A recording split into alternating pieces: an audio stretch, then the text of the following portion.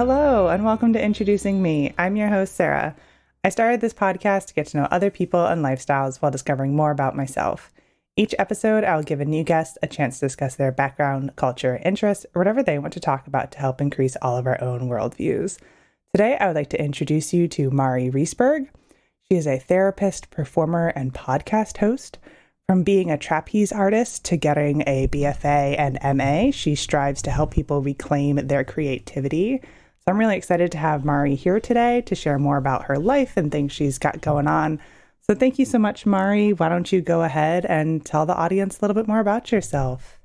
Thank you so much, Sarah, for inviting me and having me on today. I'm excited to chat with you about creativity and all the things. Yeah, so my creative journey started at the ripe old age of 3 when I was sent to trapeze school because I was a rowdy 3-year-old and my mom wanted me out of the house.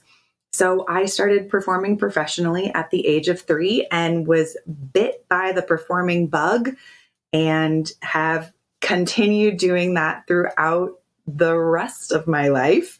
However, my understanding of creativity has changed over the years from it being only about performing to now it being about transforming life and being a way of living your life. So creativity isn't just something that certain people do. It's something we all do every day.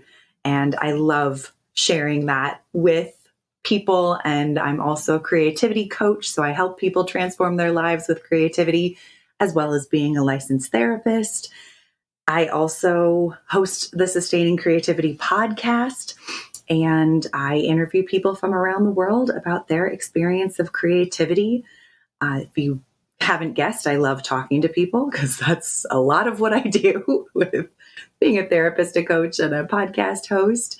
I currently live outside of Denver, Colorado, and have the beautiful mountains in my backyard, which is amazing. It is definitely a source of creativity for me to get out in nature and explore the world. So creativity is literally everything I do in my life. And I think when performing was the be all end all of childhood, high school, college, I do have a BFA in acting. I really thought that creativity was just for performance. And it wasn't until after I got my master's in somatic counseling psychology that I started putting pieces together around how creativity shows up in everyday life. And creativity really actually is more about the mundane tasks that we do and less about the performing that some people choose to do while other people don't. So you started performing at such a young age and, continued it throughout high school and whatnot. And it sounds like, the shift kind of happened in that master's degree. So were you originally thinking of being a full-time performer? Oh, yes. And I have been at many times in my life a full-time performer. I used to sing with an Irish band when I lived in New York City while also being a nanny and working at a restaurant. It's kind of the quintessential performer lifestyle. And that was my path for a very long time. And while living in New York City, I kept having people tell me their life story very randomly. I say randomly with some air quotes. It felt maybe a little more destiny than random, but I could be at a bar, I could be at a diner, I could be in a cab, I could be at a nail salon, and someone was sharing their life story with me. And I thought, I should get paid for this. I should look into that too. And I knew that I didn't want to be just a regular talk therapist. I knew there was more. And so I was introduced to the creative arts therapies. And while drama therapy is part of the creative arts therapies, I felt like dance movement therapy spoke to me more. Movement has always been a huge part of my life. And it is something that I feel has transformed my own experience of who I am, my identity, my physical body, my relationship to my body. And that felt like something I wanted to learn more about and explore how to support other people in bridging the gap between the body and the mind. And so that was kind of my introduction to creative arts therapies. And then heading into my master's degree, I went to Naropa University, which is a tiny Buddhist inspired university in Boulder, Colorado. So all of my classes were taught sitting on meditation cushions and very experiential therapies, which was a very unique way to get a master's degree and something I don't think many people have the opportunity to really immerse themselves in that. I had a meditation class for 3 years. I was also doing, dance and movement and really learning what the difference is in how do we use the body as a tool for change and how does creativity show up in that. But it really wasn't until I graduated and started putting the pieces together from my undergrad degree and my master's degree, like, oh, I would have really benefited from some of these therapeutic skills when I was getting my acting degree. And how to understand emotions, how to use that information, how to navigate rejection, how to put yourself out there and not take things personally. Oh my goodness, that would have helped so much.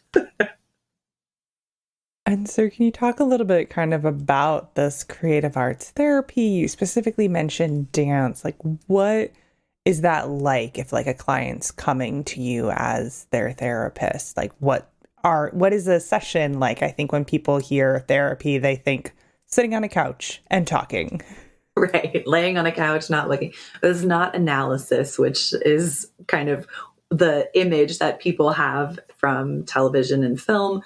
Dance movement therapy, if you think breathing is moving, you are moving your body with your breath. So it's actually a lot about awareness of your physical body. What are the sensations you're experiencing? What are the small cues that your body is giving you that your mind isn't really paying attention to? But our body is constantly firing off signs, whether it like little bells of pay attention to me or a warning sign or a red flag. I think many people have experienced a gut feeling, or if you meet someone and you have a sense about them, that's a sensation, a physical sensation. So a therapy session might look like paying attention to those internal body cues. But also, if you see a video of me, I use my hands a lot. And so paying attention to the movements that clients are participating in a session, I might ask them to exaggerate something, or I might ask them to localize something if they're using a lot of body movement. What would that emotion look like if we just put it in your hand? And kind of exploring things that way. But oftentimes, a lot of it is talking and a lot of it is more feeling into an experience versus creating an experience. There's also opportunity to have those created experiences of how does this emotion want to be expressed through your body, not just through your words. Because oftentimes we don't have the words to explain something, explain how we feel, but we can show you how our body will move from that internal emotional experience. Awesome. And so then why did you decide to go and get this master's program and start down the path of therapy rather than full-time performing? I think a big piece is I love helping people and I love talking to people, and people's stories fascinate me. And I love supporting people to transform their life. And that was something that even in college, I was the person that people would talk to when they had problems or when they had issues. And so it was a very natural experience for me. And it made a lot of sense in my mind that I would be a therapist but not necessarily a traditional therapist. Having that creative background, I knew I wanted to have more creative opportunities in a therapeutic experience and session. So I think the impetus to really dive into somatic psychology was to really figure out how to safely, effectively support people going through major transitions in their life. And therapy for myself has always been a part of my life. I've always been in therapy. It's always been something that was regularly supported, and it for sure helped me get through my undergraduate degree in acting school. It's a very stressful time. Now, are you still performing at all? I do. Every once in a while, I get back on stage. The last time was in summer of 2022. I was in a production of Mamma Mia, which was so much fun. But prior to that, I hadn't been on stage in 8 years. So every once in a while, I do get back on stage.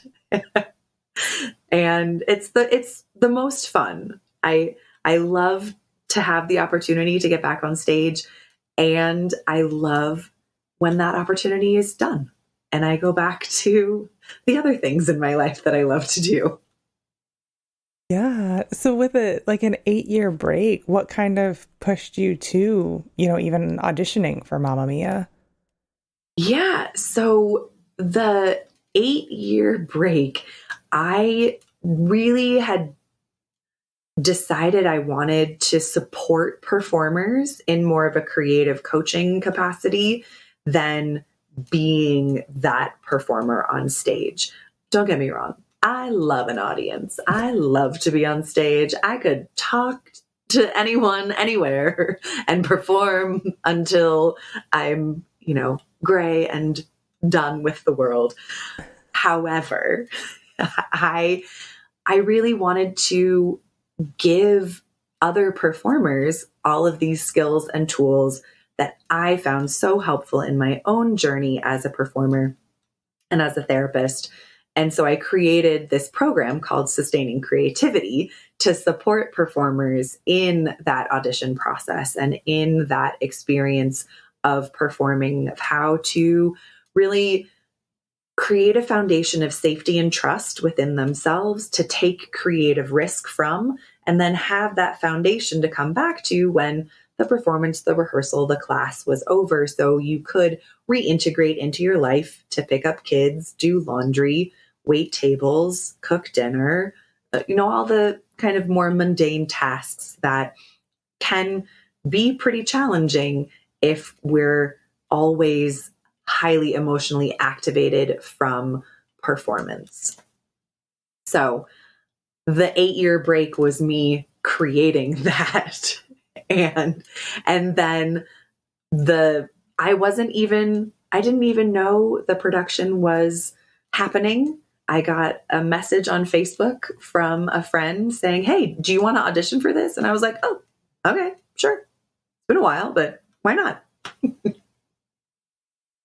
Oh gosh. Well, it's good to hear, how you honed in on like something that you really wanted to start and make a career out of, but were then also able to find a way to enjoy performing, here and there.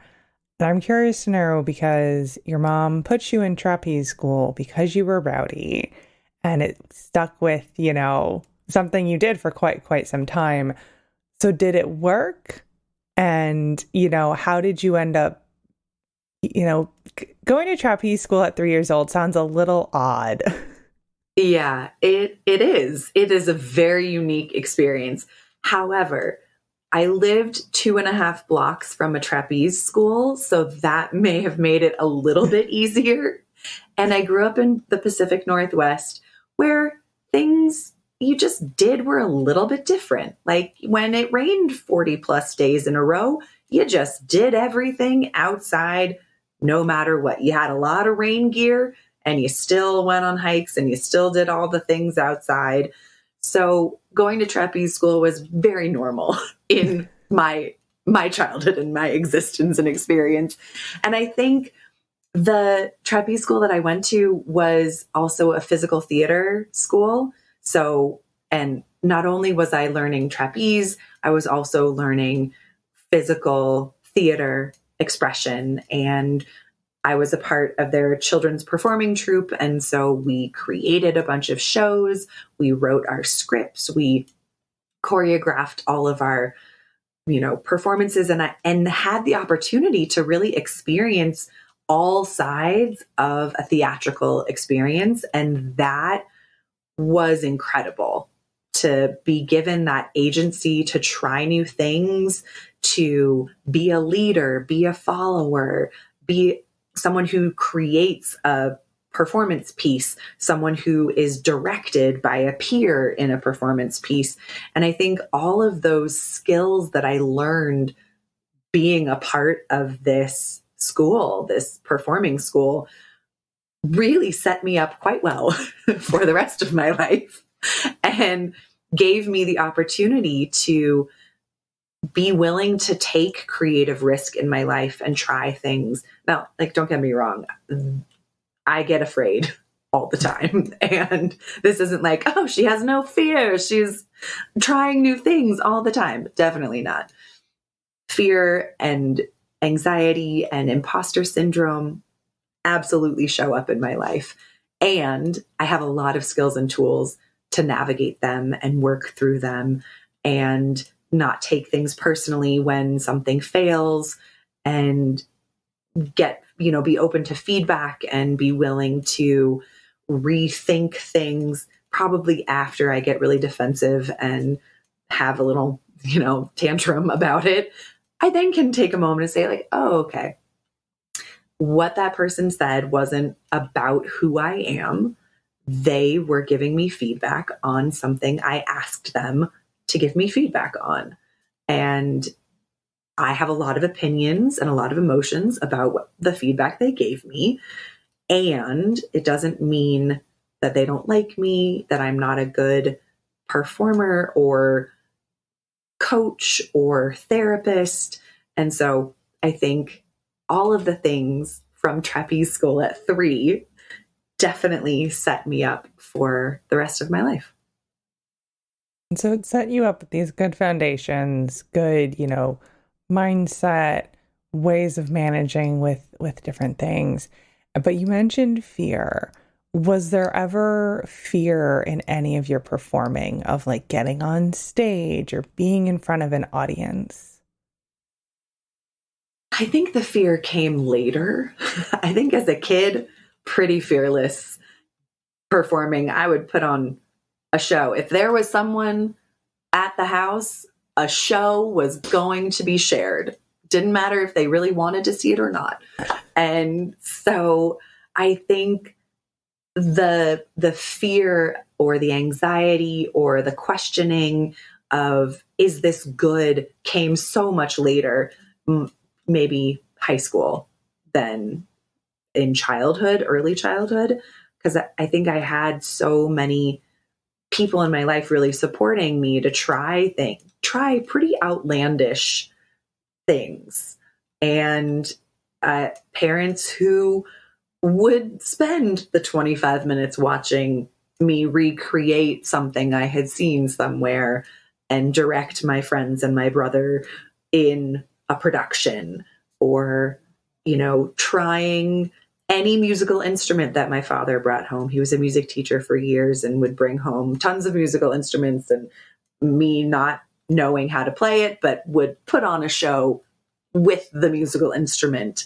So there was a lot of encouragement to try things and make it your own. And I think the fear and the judgment of other people and also self-judgment definitely came as I got older and had more feedback from people that may not have been as positive as I got in early childhood. I have a distinct memory in high school of I early on in high school would wear some pretty fun, outlandish outfits of stripes and polka dots and leggings and skirts and things. And it was the 90s. So it was, there was a lot of creative expression happening in clothing. But I very distinctly remember a group of girls in high school telling me that it was time to recycle my clothes. And that was something that totally rocked me. And it really shifted how I showed up. I wasn't really supported by my peers to be the unique, expressive individual that I had been until that point. And I took that feedback as, oh, I have to conform. I have to be like everyone else. I can't be the unique, expressive person. How do I fit the mold that other people don't make fun of, that other people aren't going to criticize or, other me with? So I think that's when the fear started to show up. Yes, high school. Yes. So then as you're kind of working, this program you created, the sustaining creativity, are you working mostly with people who are showcasing creative endeavors? Are you also trying to focus in on the population who maybe doesn't see themselves as creative? And in addition to that, are you, kind of helping people like you were as a high schooler, or is it like, are you geared more towards an older audience? Yes to all of it. I do work with people who identify as performers or creatives. I work with people who identify as former creatives. So maybe they went to acting school and now they do something completely different. I work with a lot of college students because I do presentations for universities in their dance and theater departments around the country. And I love all of it. I also love working with people who don't feel like they're creative and they really want to spark creativity in their life or claim creativity as an identity or as an aspect of who they are.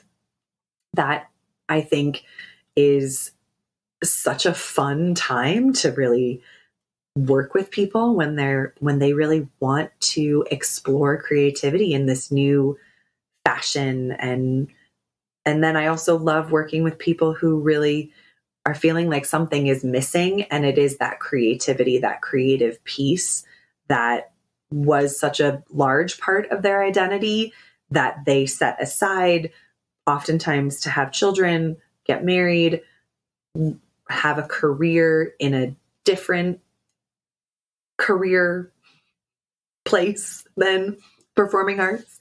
And so, yeah, I work with everyone across the spectrum of people who think they're creative, people who don't think they're creative, people who want to be creative, because I see creativity as something that is for everyone. Creativity is a skill that can be learned. It is not a gene that some people have and other people don't. It's something we all have the capacity to tap into. And the more we use creativity, the more creativity we have. So then can you share a little bit about how you work with people who either want creativity in their life or just like don't think they're creative at all? Like, what does that look like? Yeah, so I often will start with talking about what they loved to do as a kid. What were the hobbies they had? What were the fun things? Were they someone who read a lot? Would they draw? Would they have fantasy worlds? Did they have imaginary friends? Did they play pretend? What kind of play were they participating in childhood? What are the things that they wish they had in adulthood? And then how do we bridge those gaps?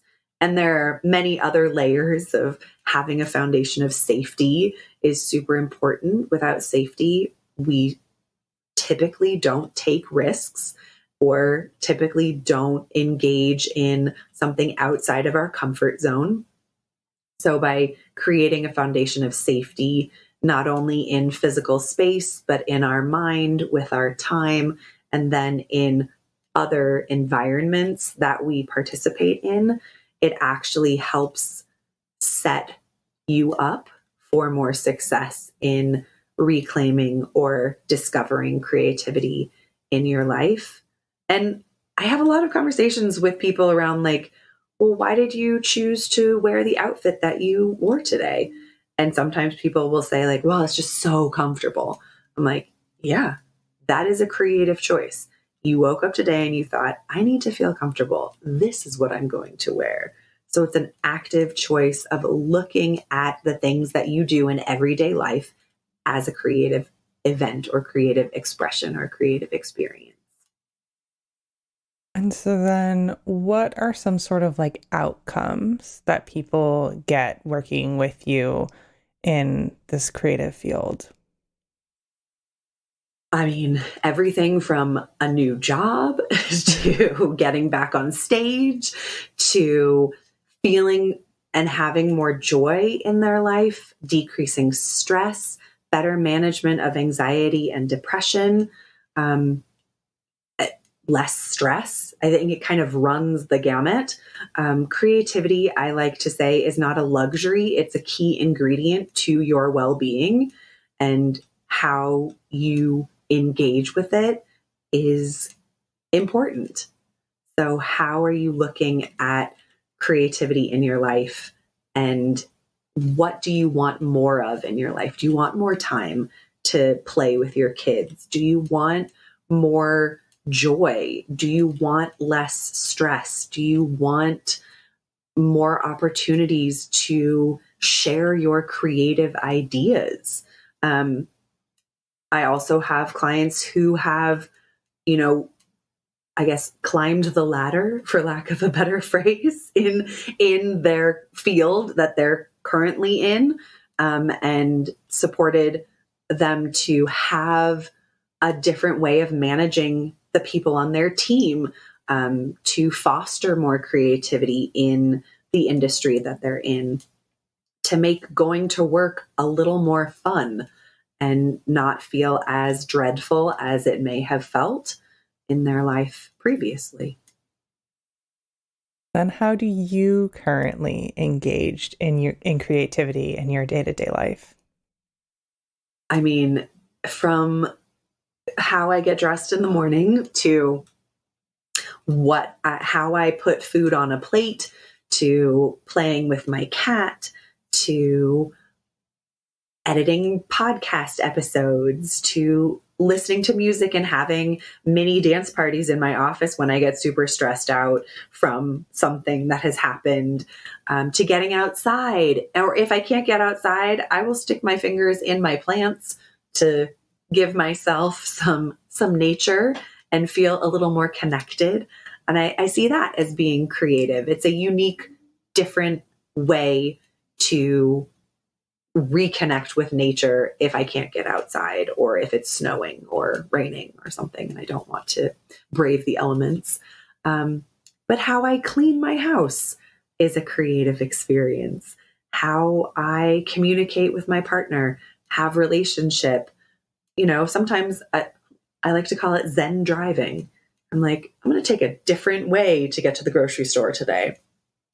So really looking at all aspects of life as an opportunity to have a creative moment. And these aren't big, like, I'm setting aside an hour and a half and this must be creative. No, I'm like getting dressed in the morning. It takes under 5 minutes, but I have a moment of checking in with myself and, okay, how do I want to feel today?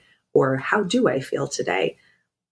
I feel like this morning, I felt a little sassy. So I wanted to wear something that helped express that and it may not make sense to anyone else, and that's fine. It doesn't need to. This is about my creative experience and filling my creativity cup so that I can then work with other people on creativity or put something out on social media.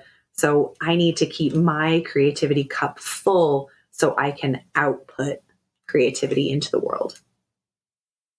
And then do you have moments where your creativity cup is a bit lacking? 100%.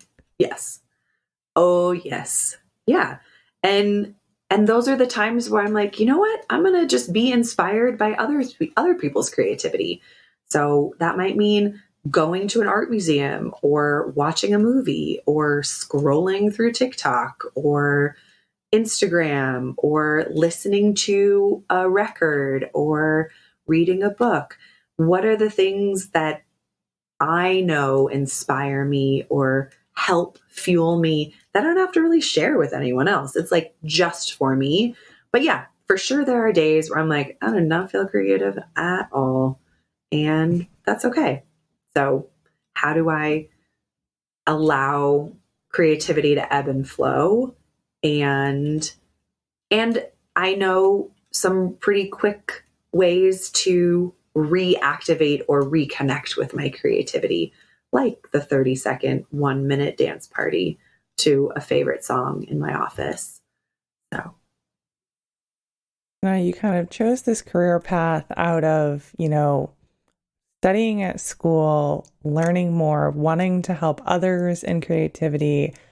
Are you still studying and like learning new techniques or theories as you continue to grow? absolutely. I am a forever student, I like to say. I'm always learning something new and always being inspired by other people who have new creative ideas. I mean, I recently was introduced to, oh, now it has totally escaped me. It's like meeting doodling, like professional doodling, where someone doodles your meeting at your office. That was something that was very new to me. And so learning more about that and what goes into it, but also just finding more ways to be creative or supporting other people to be creative, I think is incredibly important and creative at the same time. But I love to learn. And so I'm constantly immersing myself in events or things that are offering a creative experience or creative curiosity or challenging myself to find creativity in seemingly non-creative spaces. So, do you consume a lot of creative arts? I do. I do. Like later this evening, I'm going to the theater. But I do consume a lot of creative arts, whether it's music or dance or photography or art museums or history or yeah, or consuming it and also participating in it. You know, if I'm interested in painting or interested in drawing, not that I have like formal training in it, and it's something I enjoy doing. And so giving myself permission to suck at it and be a beginner, I think is super important. Find something that you are okay being a beginner at because it will help transform other things in your life. And that speaks to me, someone who's willing to suck at something, then you can do anything. So find something you're willing to suck at. There you go. Now, you mentioned that your dad was a music teacher. So is everyone in your life creative in some way? Well, if we think of everyone as being creative, yes. And not everyone is in the performing arts. So my brother's an electrician, not necessarily what some people would call creative. And he for sure uses a lot of creativity in being an electrician. If you think of creativity as solving problems or, managing people, communicating with others. But I have a lot of kind of former creatives in my immediate family. And the performing arts have always been supported and encouraged in my immediate family as well. Great. Well, and I like how, you do share that fact that creativity can be and is beyond just that, performing nature, what people may think of when they typically think of the word creative. So it's important to make that distinction of, yes, everyone's creative, and like there's different ways that it shows through. Absolutely. And not everyone wants to be the performing creative.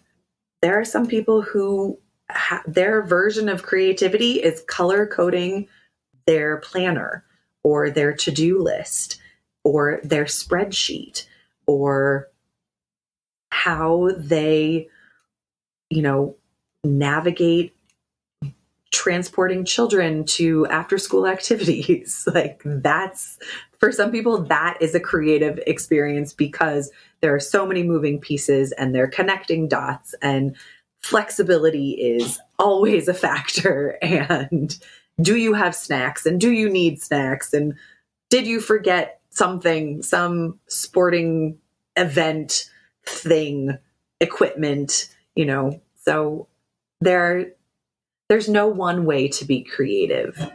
And that is something I love about creativity, that everyone's experience of it is different and unique to them. And everyone has the capacity to experience creativity in their life, whether they think they're creative or not. Yes, you have definitely made that, kind of come through in everything you've shared and with your personal experiences. Now, I want to give you a chance here at the end to share anything else that you would like, whether it's about your work, what you've got going on, or you personally, advice, just kind of an open floor for you to share whatever you would like with the listeners today. Well, thank you for the open floor. I mean, if anyone out there listening is interested in exploring creativity or learning more about it, you can go to my website and connect with me there at sustainingcreativity.com, or check out my podcast where I talk to people from around the world about creativity. You can find that on any platform where you listen to podcasts, and we're in 3.5 years in so far. So you've got over 200 episodes you can sift through and find some creative person that is inspiring or interesting to you. But I would love to really remind people that you are creative. Creativity is a skill. We can learn it. We can use it. We can engage with it in so many different ways. It's not just one way of being creative in this world. And that, I think, is the beauty of creativity. And yeah, I mean, creativity is life. It is about being a full human being and expressing yourself however you choose to do that. Great. Well, of course, I will be making sure to leave your website in the description of this episode so people can definitely connect with you. And I think those last pieces you said are really important for people to hear, about their own creativity. Now, at the end of all my episodes, I do ask my guests a random question that doesn't have to do with what we've been talking about. So my question for you is, what is your favorite card game? Ooh, my favorite card game? Oh my gosh, I love this question. I literally have so many. cards has always been a very big thing in my life, from being a kid to being an adult. There was a card game I played as a child called Mealborn, and it was like a card driving game where you could give someone a flat tire with a card, or an accident, or a red light, it was so much fun. And I feel like it is potentially a French game. Like, it's from France, but because I remember like all of the cards being in French. It was so much fun. So that is a very fond memory of playing games. But also, I learned in 4th grade how to play canasta, and not many 9-year-olds are doing that. So I had a robust experience of playing canasta with my grandmother and all of her elder friends. So I do love a good card game.